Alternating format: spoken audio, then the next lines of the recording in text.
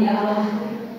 Hanya Engkau Allah yang layak terima segala pujian, hormat dan kemuliaan. Sebab Kau Allah yang ajaib, besar dan ajaib segala perbuatan-Mu dalam hidup kami Bapa. Sebab itu kami berikan pujian, pengagungan kekal selama-lamanya Tuhan.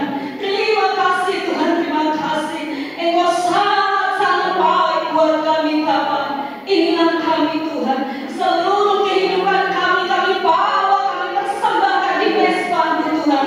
Tubuh jiwa roh kami Tuhan, kami persembahkan sebagai persembahan yang hidup, sebagai persembahan yang kudus, sebagai persembahan yang berkenan di hadapan-Mu ya Allah. Terima kasih Tuhan.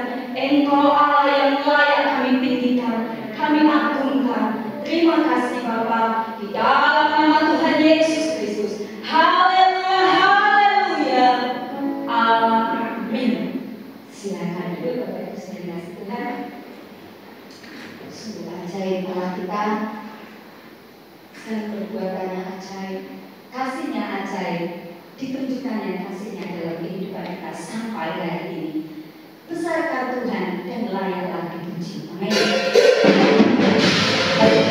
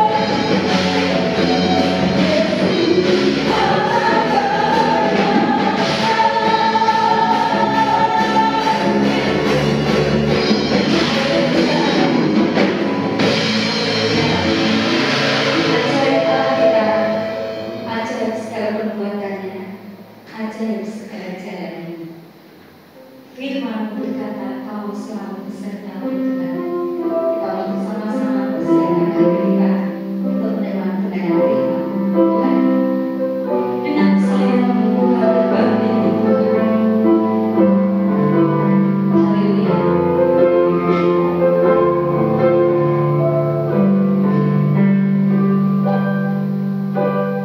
Firman-Mu berkata Kau besertaku, maka kuat roh dan jiwa.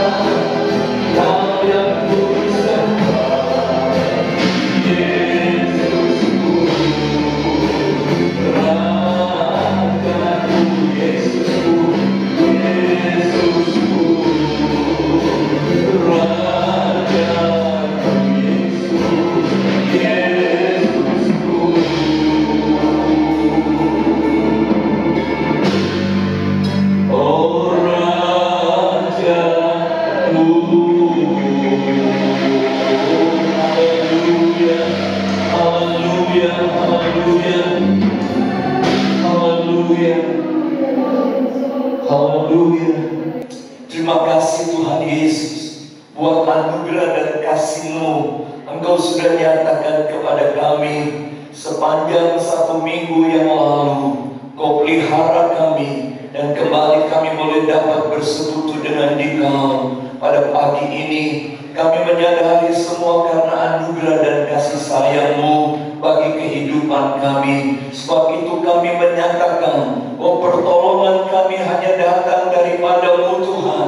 Yesus Tuhan dan Raja kami yang memimpin dan yang menuntun kehidupan kami sebagai orang yang percaya kepada-Mu. Kami tahu Engkau hadir di tengah kami dan Engkau sudah memberkati kami dengan puji-pujian yang kami persembahkan kepada-Mu. Dan kini kami siap untuk belajar firman-Mu. Sebab itu kuasai seluruh keberadaan kami dengan Roh-Mu yang kudus di bawah hikmat dan urapan-Mu, sehingga kami boleh fokus pada firman-Mu dan kami boleh mengerti firman-Mu, serta kami boleh belajar untuk hidup di dalamnya. Berfirmanlah ya Tuhan, kami siap untuk dengar. Kami mau sambut firman-Mu di dalam nama Tuhan Yesus Kristus. Haleluya, kita katakan amin. Amin. Silakan duduk Bapak Ibu Saudara. Shalom. Puji Tuhan, kita bersyukur kepada Tuhan sebab Dia pelihara kita tanpa terasa. Kita berada di hari yang ke-23 di bulan yang ke-8 pada tahun ini, dan kita menyadari walaupun di tengah keadaan yang sulit dan sukar, dalam kondisi yang seperti ini, kita masih diizinkan oleh Tuhan untuk dapat bersekutu bersama-sama. Dan kita percaya bahwa Dia Allah yang sudah menolong kita di hari-hari yang lalu. Dia juga Allah yang sama akan menolong dan menyertai kehidupan kita sebagai orang yang percaya kepada Tuhan.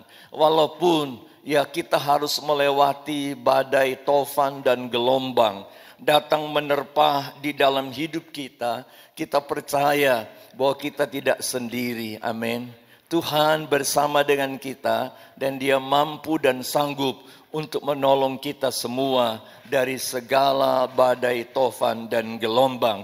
Oleh sebab itu mari pada pagi ini kita akan belajar bersama-sama bagian firman Tuhan di dalam kitab Injil Matius pasalnya yang ke-8 ayat 23 sampai dengan ayatnya yang ke-27.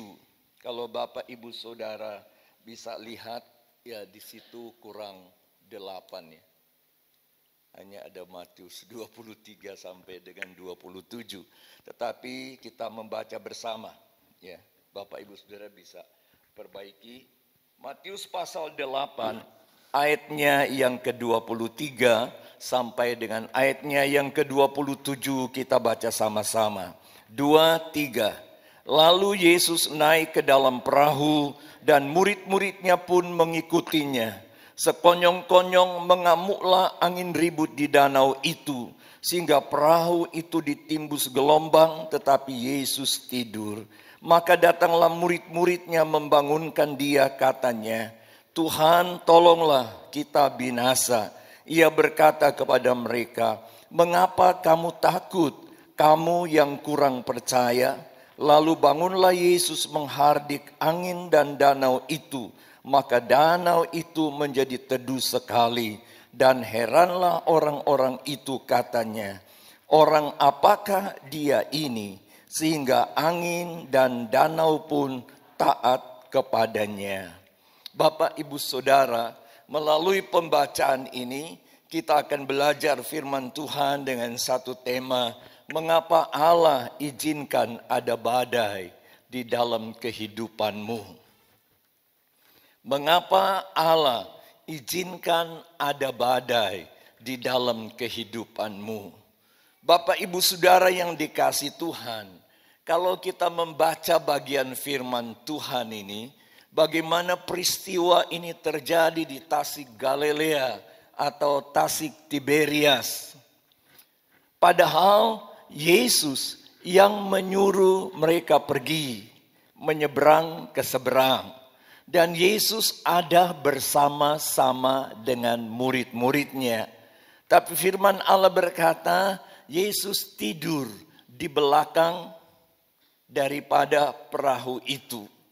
Dan di tengah perjalanan, maka perahu yang ditumpangi oleh murid-murid Tuhan itu tiba-tiba, perhatikan di dalam pembacaan kita tadi, sekonyong-konyong. Jadi tidak diperkirakan, tidak diduga. Maka perahu itu dihantam taufan dan gelombang. Sehingga murid-murid Tuhan tidak berdaya di dalam mengatasi taufan dan gelombang. Sehingga akhirnya mereka bangunkan Yesus, "Guru, tidakkah engkau peduli kita binasa?" Dan apa yang menjadi jawaban Yesus? Ayat 26. Mengapa kamu takut? Kamu yang kurang percaya. Mengapa kamu takut? Kamu yang kurang percaya. Padahal mereka sudah sering melihat bagaimana kuasa dan mujizat Allah nyata di dalam pelayanan Yesus. Dan mereka melihat dengan mata kepala mereka sendiri tentang peristiwa-peristiwa yang dahsyat yang Yesus lakukan. Tetapi pada saat itu firman Allah berkata, mereka takut. Kenapa mereka takut? Karena kurang percaya kepada Yesus. Seperti yang Yesus katakan kepada mereka. Lalu Yesus meneduhkan taufan dan gelombang di Tasik itu dan mereka bisa berlayar sampai ke seberang. Perhatikan murid-murid Tuhan yang bersama dengan Yesus sekian lamanya, waktu lamanya, mereka pun berkata, katanya, orang apakah dia ini? Sehingga angin dan danau pun taat kepadanya. Mereka heran. Padahal mereka sudah bersama-sama dengan Yesus. Mereka tahu Dia Allah yang Maha Kuasa. Mereka melihat mujizat-mujizat yang Yesus lakukan. Tapi pada saat itu mereka masih heran. Orang apakah dia ini? Sehingga danau pun dan angin taat kepadanya. Bukankah banyak orang Kristen yang seperti ini? Percaya kepada Yesus, datang beribadah kepada Tuhan, datang bergereja. Tetapi masih mempunyai sikap seperti murid-murid Tuhan. Menjadi takut, bingung, khawatir, cemas dengan segala sesuatu yang datang di dalam kehidupan. Badai, tofan yang datang menerpa perahu kehidupan kita, perahu usaha mata pencarian kita, perahu kesehatan kita, perahu di dalam berbagai macam kebutuhan hidup kita. Kita takut dan menjadi kurang percaya, meragukan tentang Tuhan.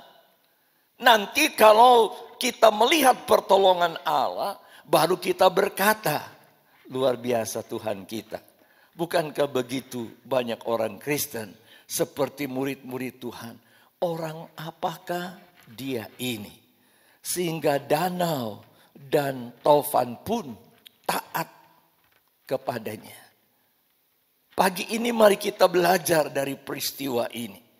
Mengapa Allah izinkan badai dalam hidup orang yang percaya kepada Tuhan? Bukankah Yesus berada bersama-sama dengan murid Tuhan? berlayar menyeberangi Tasik Tiberias. Tetapi kenapa masih ada badai dan tofan yang melanda perahu yang ditumpangi oleh Yesus? Ada beberapa hal yang perlu kita perhatikan. Yang pertama, kita melihat ya, badai yang dimulai atau diizinkan Allah dalam hidup orang percaya dengan tujuan, ya, kita melihat di situ adalah untuk kebaikan umatnya.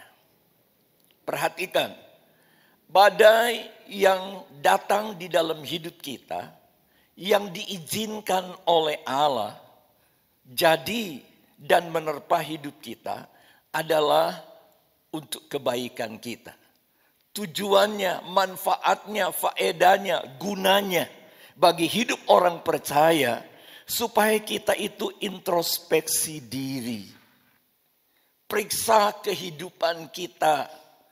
Kalau Allah izinkan sesuatu terjadi dalam hidup kita, yang sudah setia kepada Tuhan, yang sudah melayani Tuhan, yang tidak pernah absen ke gereja dan melakukan segala sesuatu untuk Tuhan, tapi masih ada saja sesuatu yang datang menerpa hidup kita. Jangan kita memberontak terhadap Tuhan. Selama kita masih hidup di dalam dunia ini, maka pasti ada sesuatu yang datang dan terjadi dalam hidup kita. Tapi semuanya itu mempunyai tujuan, mempunyai makna, mempunyai faedah, ada gunanya untuk kebaikan kehidupan kita sebagai orang yang percaya kepada Tuhan. Seperti murid-murid Tuhan.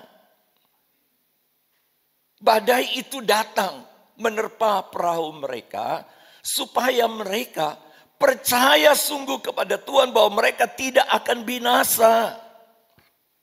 Karena ada Yesus bersama dengan mereka. Supaya mereka boleh percaya sungguh-sungguh kepada Tuhan. Kalau mereka percaya sungguh-sungguh, Yesus tidak akan berkata, "Hei, kenapa kamu kurang percaya? Kenapa kamu takut?"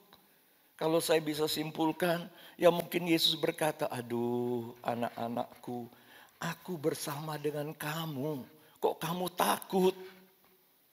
Kamu bingung, kamu khawatir, ya, kamu cemas akan binasa dan tenggelam di tengah Tasik ini." Banyak orang yang percaya kepada Tuhan, tatkala badai itu datang, imannya goyah. Dan tidak yakin lagi terhadap kuasa dan pertolongan Tuhan di dalam kehidupannya. Jadi kalau kita sudah sungguh-sungguh di dalam Tuhan, kalau Allah izinkan sesuatu terjadi di dalam kehidupan kita, itu merupakan satu hal yang membuat kita untuk makin sungguh-sungguh di dalam Tuhan. Amin. Untuk memperbaiki perjalanan iman kita, pertumbuhan rohani kita, supaya kita makin lama, makin dewasa, makin lama, makin kokoh, kuat kehidupan kita secara rohani di dalam Tuhan, terutama di dalam menghadapi segala tantangan yang datang di dalam kehidupan kita sebagai orang yang percaya kepada Tuhan. Kalau Bapak Ibu Saudara baca dalam kitab Ulangan pasal yang ke-8, ya, ini kita melihat di situ, ya, Tuhan berkata kepada bangsa Israel, "Hati-hati ya, kalau kamu sudah makan dan kenyang, semuanya cukup, fasilitas ada, pokoknya tidak ada yang kurang. Hati-hati," kata Tuhan. Dan Tuhan mengajarkan kepada mereka, kalau toh ya terjadi sesuatu dalam hidup mereka, itu merupakan kasih, anugerah Allah buat mereka, kebaikan Allah buat mereka. Untuk apa? Kita melihat agar umatnya tetap berpegang dan hidup di dalam firman-Nya. Kalau Bapak Ibu Saudara baca dalam Ulangan pasal 8 ayat yang kedua sampai dengan ayatnya yang ke-6. Yang kedua kita melihat agar umat Tuhan ya mengerti bahwa manusia tidak hidup oleh roti saja, tetapi dengan firman Tuhan. Bukan hanya dengan hal-hal jasmani saja, tapi dengan hal-hal yang rohani. Tuhan merendahkan diri mereka, supaya mereka pun menjadi umat Tuhan yang rendah hati, agar umatnya mengikuti jalan yang ditunjukkan Tuhan, atau berjalan pada jalannya Tuhan. Ya, perhatikan. Agar umatnya mengikuti jalan yang ditunjukkan Tuhan, supaya mereka berjalan pada jalannya Tuhan. Seperti dalam dunia ini, kalau ada polisi yang memberhentikan kita, nggak boleh lewat sana, lewat sini. Kenapa Pak? Saya mau cepat-cepat, masa nggak boleh lewat di situ? Polisi akan berkata, di situ sedang ada sesuatu. Nggak boleh lewat di situ. Kamu harus lewat di sini. Tapi walaupun ada orang marah-marah kepada polisi, polisi menyuruh kita jangan lewat jalan itu demi kebaikan kita, betul enggak? Kita harus taat tunduk kepada aturan yang ada. Misalnya ini pagi ya, kita jalan terus. Mau kemana? Mau ke Simpang 5? Enggak boleh. Kenapa? Itu sedang ada acara, ya Car Free Day ya. Tutup di situ, kita paksa. Oh enggak boleh. Kamu harus muter lewat sini, ya, untuk kebaikan kita daripada kena tilang dan lain sebagainya. Ya nurut saja. Kehidupan kita sebagai orang yang percaya kepada Tuhan, kalau Allah izinkan sesuatu terjadi, berarti Allah punya maksud dan tujuan buat kita untuk kebaikan kita. Amin. Karena Dia Allah yang baik. Dia Allah yang peduli, Dia Allah yang memperhatikan kehidupan kita sebagai orang yang percaya kepada Tuhan. Di dalam Ibrani pasalnya yang ke-12, kalau Bapak Ibu Saudara baca di sana ayat 5 sampai 11, bahkan digambarkan seperti seorang bapa yang sayang kepada anaknya untuk kebaikan anaknya, maka dia akan menghajar, dia akan melatih, dia akan mendidik, dia akan mendisiplin anaknya untuk kebaikannya. Walaupun kadang-kadang anaknya berkata, kenapa saya harus berbuat seperti ini dan itu, atau diperlakukan seperti itu. Karena orang tuanya sayang kepada anaknya untuk masa depannya, supaya menjadi baik. Demikian juga Tuhan sering izinkan sesuatu terjadi untuk melatih otot-otot iman kita, untuk melatih, membuat kita kuat dalam kerohanian kita, sehingga kita menjadi dewasa. Karena Tuhan berkata dalam Wahyu 3, yang dikasih oleh Allah ditegur oleh Tuhan. Amin. Kalau sesuatu terjadi Allah izinkan, berarti Allah sedang mendisiplin kita. Allah sedang melatih. Allah sedang melakukan sesuatu yang baik bagi hidup kita. Jadi jangan kita berontak, mengeluh, dan bersungut-sungut di hadapan Tuhan. Ada satu ilustrasi, mungkin Bapak Ibu Saudara sudah pernah baca atau dengar. Satu ketika anak kambing, tahu kambing ya, bertanya kepada ibunya dan mengeluh, Bu, kita ini kok enggak punya nama seperti manusia ya. Kita dari kecil sampai tua namanya tetap apa? Wedus, kambing. Ya. Beda dengan manusia. Ada yang namanya ini, ada yang namanya ini, namanya ini, namanya ini. Kok gimana Bu? Lalu ibunya menjawabnya dengan bijaksana. Nah, memang betul seperti itu. Kita beda dengan manusia. Manusia itu banyak namanya, beda-beda. Ya, tapi kita memang cuma satu. Tapi tahukah nak, manusia itu kalau sudah mati namanya sama. Betul enggak? Manusia kalau sudah mati namanya apa? Mayat, jasad. Betul enggak? Tapi kita kalau sudah mati namanya banyak. Gulai, sate, dan di mana-mana ada. Di restoran-restoran kita ada. Tapi manusia kalau sudah mati, enggak ada di restoran. Adanya di mana? Dikubur. Bisa nangkap ilustrasi ini? Jadi, selama kita di dalam dunia ini, jangan kita banyak mengeluh. Ya. Manusia kalau sudah mati enggak ada gunanya. Kalau kambing, kalau sudah mati ada gunanya.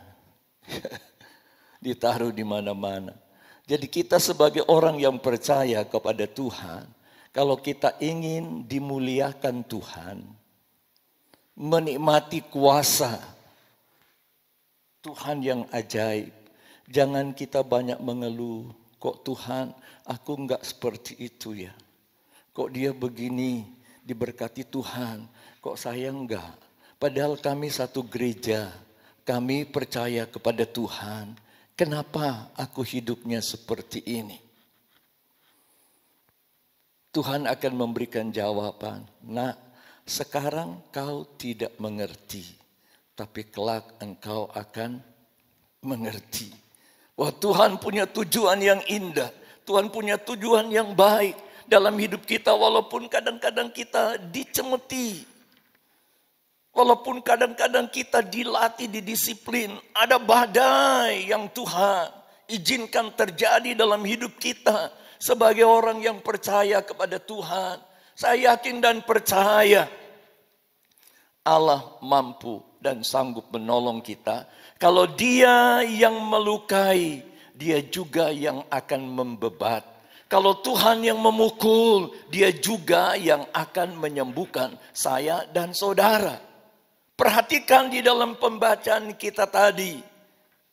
Dia mampu dan sanggup meneduhkan taufan gelombang dan angin badai yang datang menerpa perahu murid-murid Tuhan. Ini yang perlu kita perhatikan sebagai orang yang percaya kepada Tuhan. Supaya kita tidak banyak mengeluh, bersungut dan memberontak terhadap Tuhan. Kadang-kadang ada juga orang berkata, kenapa ya kok saya lahir kekuatanku di tangan kiri. Sehingga orang menyebut aku apa? Apa?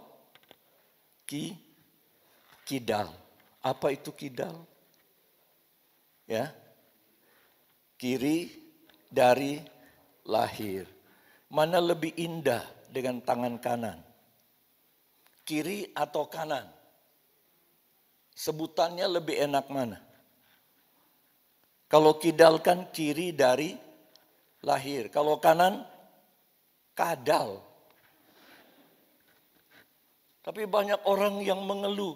Kenapa kok aku tangan kiri ya? Kadang-kadang nulisnya agak susah. Beda dengan tangan kanan. Tapi kalau sebut disingkat kidal, kiri dari lahir. Kalau kanan, ya, kadal. Kidal. Misalnya dua orang, satu kiri, satu kanan. Lalu kidal, enggak apa-apa. Tapi kalau sebut kadal, marah. Sebab itu jangan banyak mengeluh. Kalau Allah izinkan ada badai, bersyukur kepada Tuhan. Amin.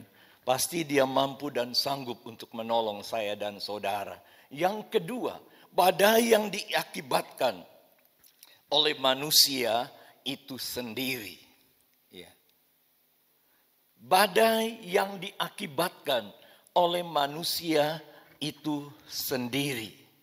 Murid-murid Tuhan mereka anggap, mereka punya pengalaman karena mereka hidup di Tasik itu bertahun-tahun. Dengan pekerjaan mereka sebagai nelayan. Sebelum mereka dipanggil, ditangkap, dipilih oleh Tuhan untuk menjadi penjala manusia. Mereka coba dengan kekuatan kemampuan mereka. Mereka pikir kita pengalaman. Tidak perlu Yesus. Tapi ketika badai itu datang, mereka tidak mampu dan tidak sanggup lagi. Banyak orang percaya seperti itu. Ya aku kan sudah lama di dalam Tuhan. Tidak perlu Tuhan. Aku punya cara sendiri dan lain-lain sebagainya. Tidak mau melibatkan Tuhan di dalamnya. Dan akhirnya menjadi sombong. Merasa diri hebat dan lain sebagainya. Ketika badai itu datang, tidak berdaya, menyalahkan Tuhan, memberontak dan bersungut di hadapan Tuhan. Badai yang diakibatkan oleh dirinya sendiri. Perhatikan, ada contoh di dalam Alkitab, dalam Bilangan pasal 12 ayat 1 sampai 10. Perhatikan, ketika Miriam dan Harun mereka melawan dan memberontak terhadap Tuhan. Mereka tidak akui Musa, iri dengan Musa. Lalu Bapak Ibu Saudara perhatikan apa yang Allah nyatakan kepada mereka. Mereka kena penyakit kusta. Lalu mereka berkata, oh Musa doakan kami supaya kami pulih. Mohon pengampunan kepada Musa dan Tuhan. Dan Tuhan menolong mereka. Badai, kesulitan, penderitaan, sengsara terjadi karena ulah manusia itu sendiri. Seperti kita sekarang ini kan sedang pandemi. Ada orang yang bersikeras tidak mau pakai masker. Bahkan berbantah-bantah. Sehingga mereka menerima akibatnya. Kalau akhir-akhir ini di Semarang kan sudah berlaku. Kalau ketahuan tidak pakai masker disuruh sapu jalan. Ya, bersih-bersih jalan. Ya, pokoknya ada sanksinya. Kenapa? Ya akibat ulahnya sendiri. Sehingga mereka menerima itu. Ya mending kalau masih disuruh sapu jalan. Disuruh push up 100 kali itu mampus. Ya. Susah. Kenapa? Ya, ulahnya sendiri. Nah Tuhan tidak mau kita sebagai orang percaya melakukan hal ini atau hidup di dalam kemauan sendiri. Maunya sendiri, sesuka-sukanya sendiri. Padahal ketika sesuatu datang, mengeluh terhadap Tuhan. Tuhan, kenapa? Tidak mau sadar, itu terjadi karena dirinya sendiri. Ananias dan Safira, kalau Bapak Ibu Saudara baca dalam Kisah Rasul 5. Mereka mengalami itu, murka Tuhan nyata karena apa? Salahnya sendiri. Berjanji di hadapan Tuhan, tetapi tidak melaksanakannya. Ingkar janji. Dan akhirnya mereka berdua binasa. Setelah Ananias diikuti Safira. Karena tidak sadar. Dan Tuhan tidak mau kita sebagai orang percaya berada dalam situasi seperti ini. Tuhan inginkan kita supaya kita sadar. Kalau ada sesuatu terjadi, jangan kita menyalahkan Tuhan. Tapi kita introspeksi supaya kita melihat kemuliaan dan kuasa Allah nyata dalam hidup kita sebagai orang yang percaya kepada Tuhan. Dalam 1 Samuel pasal 15, Bapak Ibu Saudara perhatikan di sana bagaimana Raja Saul akhirnya ditolak oleh Tuhan karena tidak tunduk kepada Tuhan. Raja Saul itu dipilih oleh bangsa Israel. Tetapi dia tidak mau tunduk kepada maunya Tuhan. Hidup semaunya sendiri. Akhirnya dia ditolak oleh Tuhan. Mari kita perhatikan bagian firman Tuhan ini dalam situasi seperti sekarang ini. Firman Allah berkata dalam kitab Amsal, Soleman atau kita kenal dengan kitab Amsal 26 ayat 27, siapa yang menggali lubang akan jatuh di dalamnya. Terjemahan lama berkata, siapa yang menggali lubang, dia sendiri yang akan jatuh di dalamnya. Artinya, badai itu datang di dalam kehidupan karena ulah manusia itu sendiri. Jadi di dalam menjalani kehidupan, terutama di masa-masa yang sulit dan sukar seperti sekarang ini, mari kita mau belajar bersikap dan tempatkan diri kita seperti apa yang Tuhan mau. Menyerah kepada Tuhan. Karena kita percaya Tuhan tidak akan membuat kita jatuh tergeletak.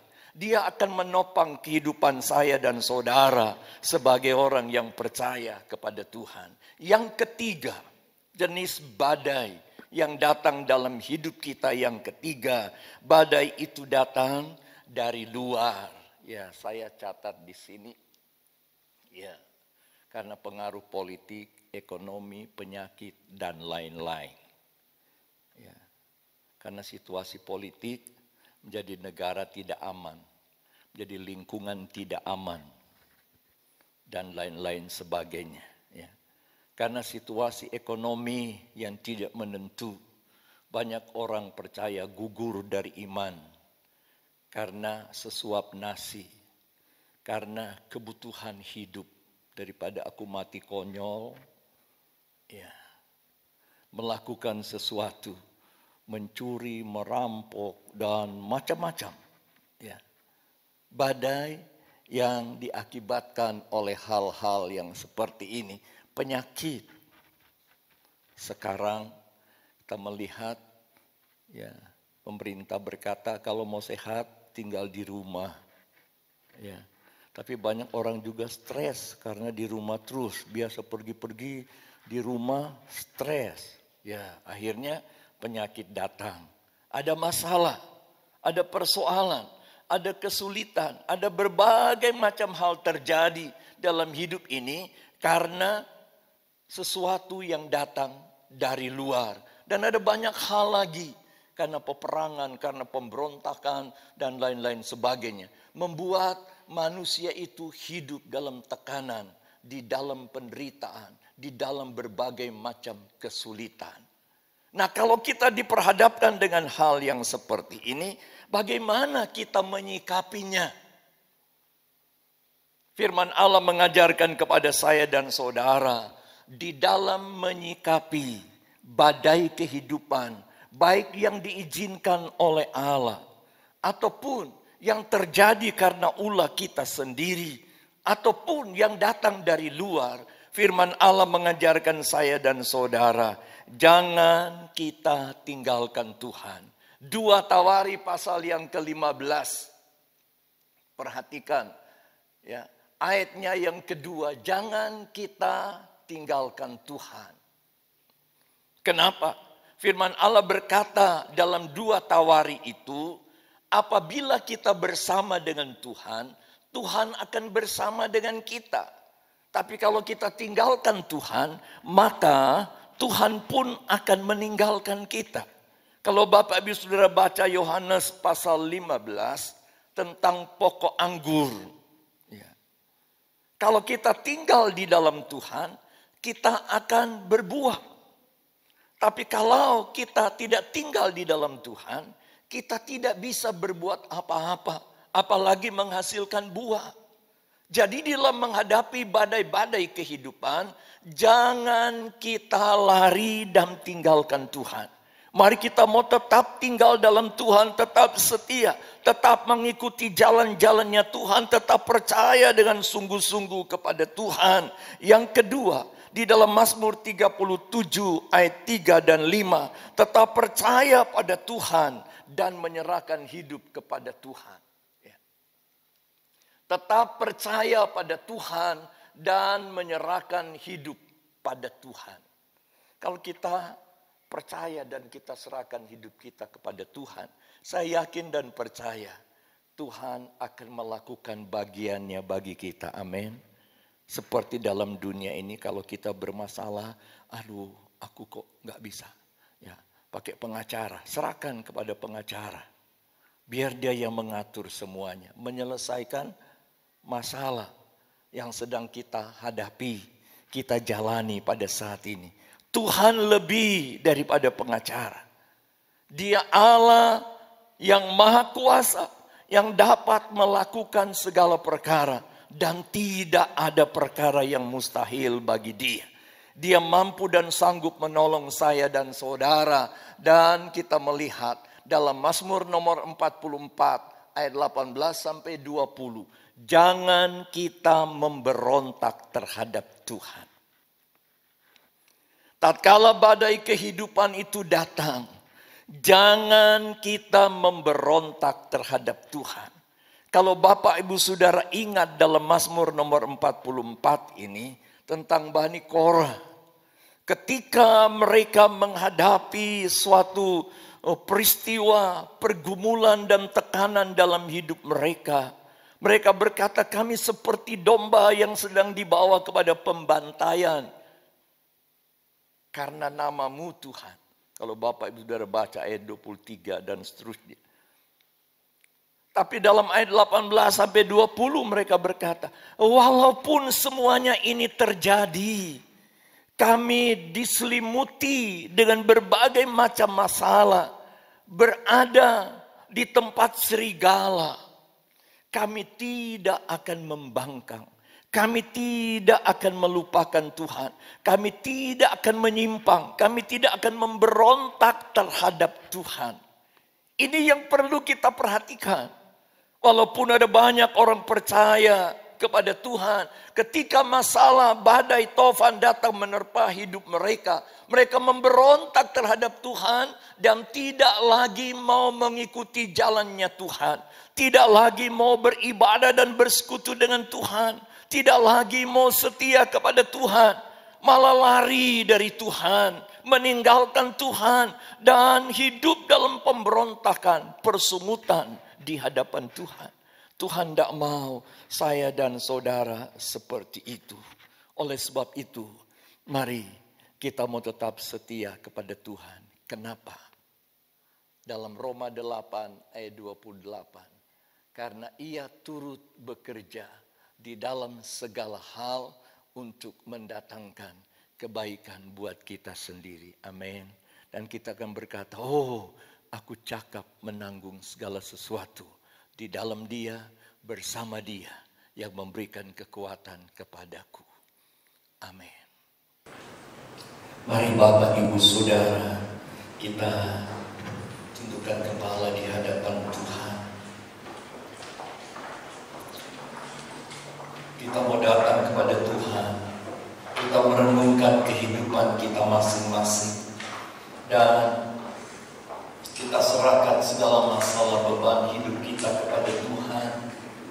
Dengan kita berkata, sekalipun aku dalam lembah gelap, aku tidak akan takut. Walaupun badai tofan datang menerpa, aku mau tetap percaya kepada Tuhan. Haleluya. Nyanyikan pujian ini sebagai satu pernyataan imanmu di hadapan. Amin. Oh, haleluya. Sekalipun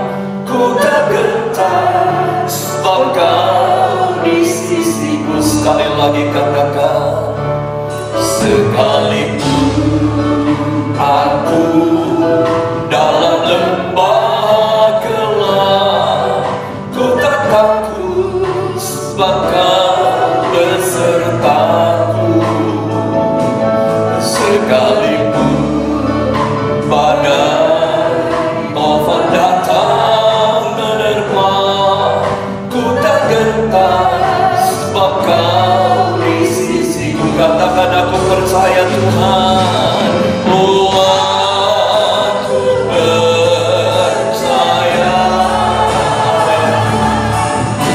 berkat-Mu atasku melimpah, kebajikan kelurahan selalu mengikutiku. Ku puji, ku sembah Kau Tuhan. Sekali lagi katakan, sekalipun.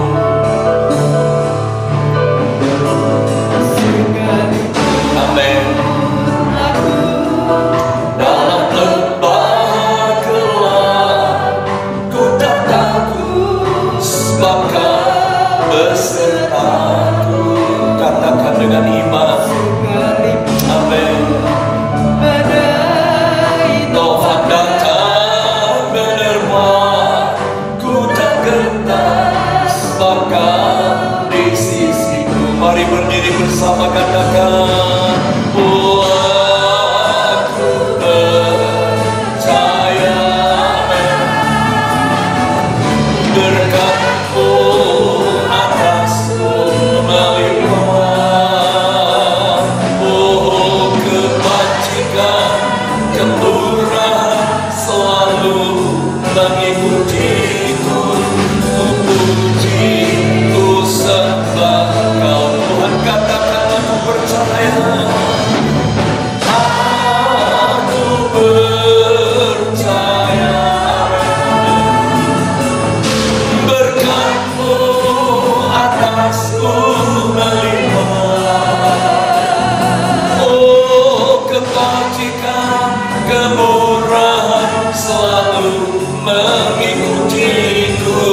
Ku puji, ku sembah Kau Tuhan. Ku puji, ku sembah, ku puji, ku sembah Kau Tuhan. Ku puji, ku sembah, ku puji, ku sembah Kau Tuhan.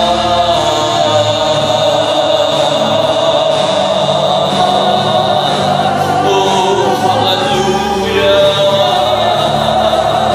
Kami percaya kepada-Mu Tuhan. Oh, Engkau Allah yang besar, Engkau Allah yang mengasihi kami. Haleluya, haleluya, haleluya. Syukur bagi-Mu Tuhan, syukur bagi-Mu Bapa, dan puji nama-Mu. Engkau baik Tuhan. Haleluya. Terima kasih Tuhan. Terima kasih. Oh, haleluya. Terima kasih Bapa. Terima kasih Tuhan. Haleluya. Terima kasih Tuhan. Haleluya. Terima kasih Tuhan.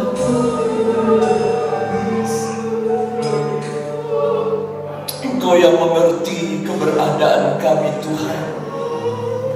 Engkau yang tahu apa yang sedang dirasakan dan dialami oleh setiap pribadi. Mungkin sedang diterpa oleh badai-badai kehidupan di dalam segala segi kehidupan. Tuhan, kami menyadari dengan kekuatan kemampuan kami tidak mampu. Tapi kami percaya kepada-Mu Tuhan. Engkau Allah yang mampu dan sanggup menolong kami. Engkau jamah setiap pribadi yang mereka mengalami kemenangan bersama dengan Tuhan. Kami belajar menyerah dalam tangan-Mu. Mampukan kami dengan kuasa-Mu Bapa, supaya kami tidak memberontak dan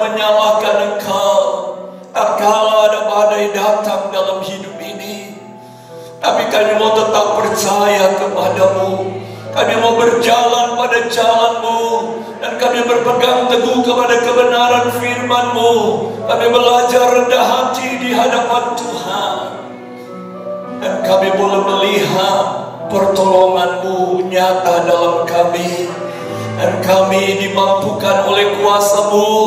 Hingga kami boleh berkata, kami cakap menanggung segala sesuatu, karena Engkau yang memberikan kekuatan kepada kami. Kami tidak takut, kami tidak cemas, karena Engkau turut bekerja di dalamnya. Terima kasih Tuhan. Jadikan firman-Mu cermin dan pegangan bagi hidup kami, terutama di masa-masa yang sulit dan sukar. Biar kami tetap setia kepada-Mu, mengucap syukur, senantiasa memuliakan Engkau. Terima kasih Bapa.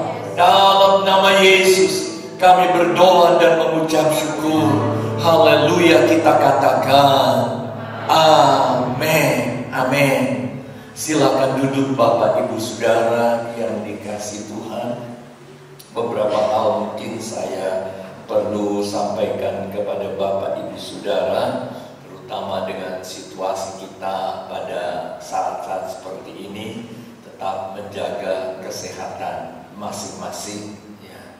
Kemana-mana gunakan protokol kesehatan. Itu yang pertama dan utama buat kita dalam situasi yang seperti ini. Yang kedua, ya ada warga gereja, kalau Bapak Ibu Saudara menerima, mungkin bisa membagikan kepada mereka yang belum bisa datang beribadah bersama kita pada saat ini. Yang ketiga, ya mungkin ya di minggu-minggu ke depan dalam ibadah seperti ini ada rekamannya. Ya nanti setelah itu mungkin bisa di-share kepada mereka yang tidak sempat datang. Oh, hari ini tidak ada warta.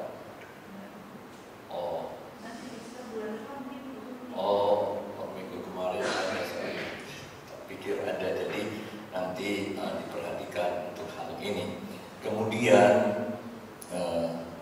mungkin tahun ini kita tidak ada Natal karena situasi seperti ini, tapi ibadah Natal tetap ada. Perayaannya yang mungkin kita tiadakan, tapi kalau pas Natal kita ibadah saja. Seperti ini tidak mengurangi sesuatu. Yang kurang tentu kita biasa pesta rame-rame, tahun ini enggak. Itu aja yang kurang, tapi ibadahnya tetap sama ya. Itu saja yang perlu saya sampaikan. Tuhan memberkati kita semua. Mari kita, ada yang ada tambahan? Tidak ada. Kita berdiri bersama-sama. Kita akan akhiri ibadah kita pada pagi ini. Besar anugerah-Mu Tuhan. Haleluya.